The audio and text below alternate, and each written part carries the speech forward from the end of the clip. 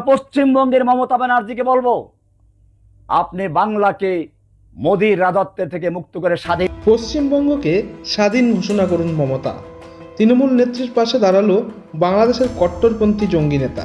এই ব্যক্তি হচ্ছে একজন জঙ্গি নেতা, নাম হচ্ছে জসিমউদ্দিন রহমান হাফি। মোহাম্মদ ইউনূসের নেতৃত্বে চলা বাংলাদেশের অন্তর্বর্তী সরকার কট্টর ইসলামপন্থী সংগঠন আনসারুল্লাহ বাংলার প্রধান জসিমউদ্দিন রহমানিকে মুক্তি দিয়েছে। আর এই মুক্তি পেয়েই এই কট্টরপন্থী নেতা বিতর্ক উস্কে দিয়েছে। রহমানি বাংলার মুখ্যমন্ত্রী মমতা বন্দ্যোপাধ্যায়ের কাছে আহ্বান জানিয়েছেন যাতে তিনি নরেন্দ্র মোদীর রাজত্ব থেকে পশ্চিমবঙ্গকে মুক্ত করে স্বাধীন এবং স্বতন্ত্র ঘোষণা করে। বাংলাদেশের সাম্প্রতিক সময়ে যে ঘটনা ঘটেছে তার প্রভাব যে সদূরপ্রসারী তা অনেক ভারতীয় বিশেষজ্ঞই আগে ব্যাখ্যা করেছেন।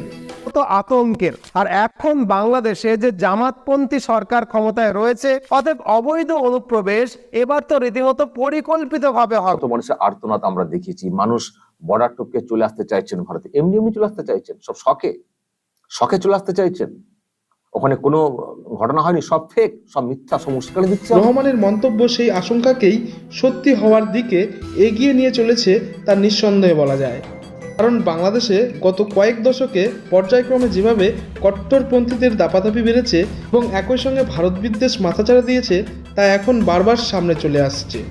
গলা চেপে ধরতে চাই সেভেন সিস্টার, আমি আমার বাংলাদেশের ম্যাপের সাথে চাই। আমি ট্রেকিং করতে বান্দরবান নই, আমি নাগাল্যান্ড যেতে চাই, আমি মিজোরাম যেতে চাই, আমি মেঘালয়ে যেতে চাই। অশান্ত করতে চান, সেভেন সিস্টার অশান্ত হয়ে যাবে।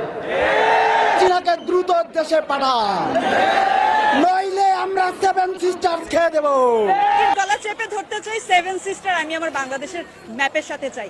তা আপা করছে কি, আপনার মুরগির গলা চিপা অভ্যাস আছে, আমাদের আবার কোবরার গলা চিপা অভ্যাস। কোবরা জানেন তো? বাংলাদেশের সংবাদ মাধ্যম সূত্রে খবর, শুধু পশ্চিমবঙ্গের স্বাধীনতাই নয়, জম্মু ও কাশ্মীরকে স্বাধীন করতে চেয়েও সন্ত্রাসবাদী সংগঠন আল কায়দার বাংলাদেশ আউটফিট নামে খ্যাত আনসারুল্লাহ বাংলার প্রধান রহমানি পাকিস্তান এবং আফগানিস্তানকেও সাহায্যের হাত বাড়িয়ে দিতে আবেদন জানিয়েছেন।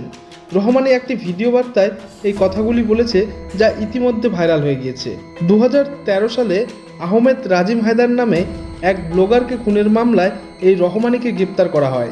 সেই ব্লগারের অপরাধ ছিল তিনি ইসলামের কট্টরপন্থা নিয়ে সমালোচনা করেছিলেন। তারপরেই তিনি খুন হন।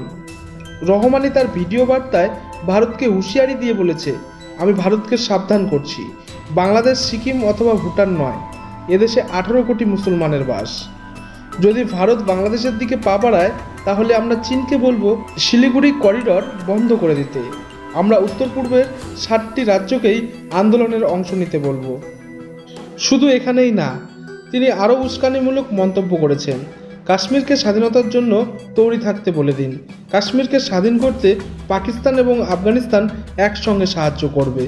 আমরা কাশ্মীরের স্বাধীনতার জন্য কাজ করব। তারপরে বাংলার মুখ্যমন্ত্রী মমতা বন্দ্যোপাধ্যায়ের উদ্দেশ্যে রহমানি এই উস্কানি, আমরা মমতা বন্দ্যোপাধ্যায়কে বলবো মোদির হাত থেকে পশ্চিমবঙ্গকে মুক্ত করে স্বাধীন এবং স্বতন্ত্র ঘোষণা করার জন্য। একই সঙ্গে খালিস্তানি পন্থীদেরও ভিডিও বার্তায় উস্কানি দিয়েছে এই কট্টরপন্থী ইসলামিক নেতা রহমানি।